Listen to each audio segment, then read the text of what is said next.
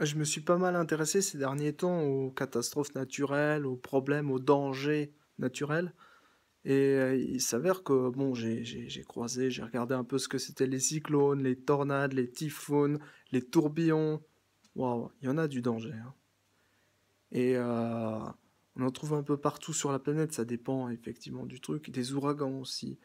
Euh, Après, les monstres aussi, les monstres marins, et puis les créatures, voilà, les calmars géants, voilà, les méduses, tout ce qui est empoisonné aussi, les anémones de mer, enfin, toutes ces choses passionnantes que la nature nous a laissées, nous a léguées, et dont on ne sait pas forcément quoi faire, parce que c'est assez dangereux aussi, enfin, ce qu'on ne connaît pas peut être dangereux. Donc ça, c'est par principe. Euh, donc, euh, donc j'ai vu dernièrement, il y avait un truc très intéressant. Ah oui, les sables mouvants. Alors les sables mouvants, il y en a plusieurs sortes, il y en a trois sortes, de ce que j'ai compris. Il y a ceux classiques hein, qui se trouvent en bord, dans l'estuaire des fleuves et tout, parce qu'en fait ceux du Mont Saint-Michel c'est ça. C'est là où il y a de l'eau, c'est bien humide, c'est les marécages. Alors il y a souvent de l'argile, du sel, souvent un cours d'eau qui vient plus ou moins. Alors ça, il y a la mer qui se rajoute, il y a les marées de toute façon parce qu'il y a des marées. Apparemment, il y a des séismes et qui provoquent. Donc ça peut provoquer des avalanches, ça peut provoquer. Il y a des chutes de glaciers qui provoquent après des choses et il y a des séismes, des tsunamis. Il n'y en a pas qu'au Japon, il y en a même en Suisse.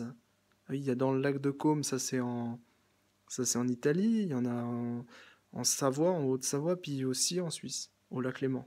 Il y a des tsunamis, donc des grosses vagues. Et oui, il y a les vagues scélérates qui sont, contrairement à une mer en furie, à un orage et tout, à un ouragan, là, en fait, ce serait une première vague qui t'agresse, un géant mur de 10 mètres, 30 mètres de haut qui t'arrive silencieusement, sournoisement, c'est la vague scélérate par excellence.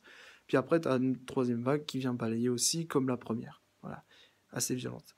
Et, euh, et en fait, là, dans les sables mouvants, donc tu as cette sorte-là qui se trouve dans les marécages, dans les endroits où il y a de la mer, dans le Nil, dans des endroits, voilà, dans les mangroves, le long de l'Afrique et de l'Amérique du Sud, enfin bref, dans ces eaux-là, puis même en Asie, hein. Et en fait, il y a le troisième, parce que le deuxième m'intéresse assez particulièrement, quoi. Il est assez spécial, en fait. C'est le pire, je trouve. Le troisième, bah, c'est les bâtiments qui ont été construits. Puis d'un coup, on ne sait pas pourquoi le sol se liquéfie en quelque sorte et les bâtiments s'enfoncent ou deviennent comme la tour de Pise. Et donc, ce que je voulais dire, hein, le deuxième type de sablement qu'ils avaient présenté, c'était sur Wikipédia, je crois. C'est en fait le sablement en Iran, dans le désert d'Iran.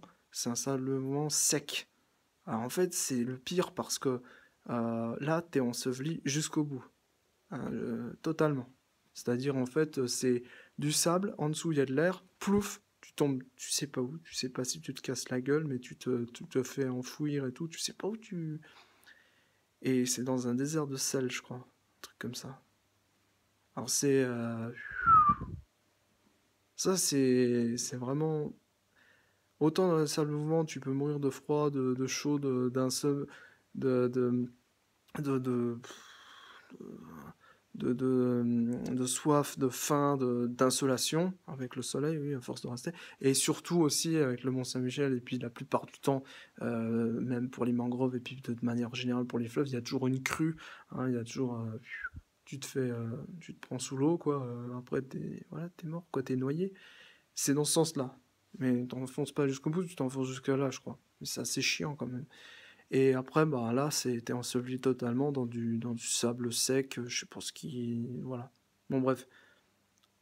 Je sais plus si c'est le désert de Gobi, je sais plus exactement. C'est un nom bien connoté arabe. C'est en Iran.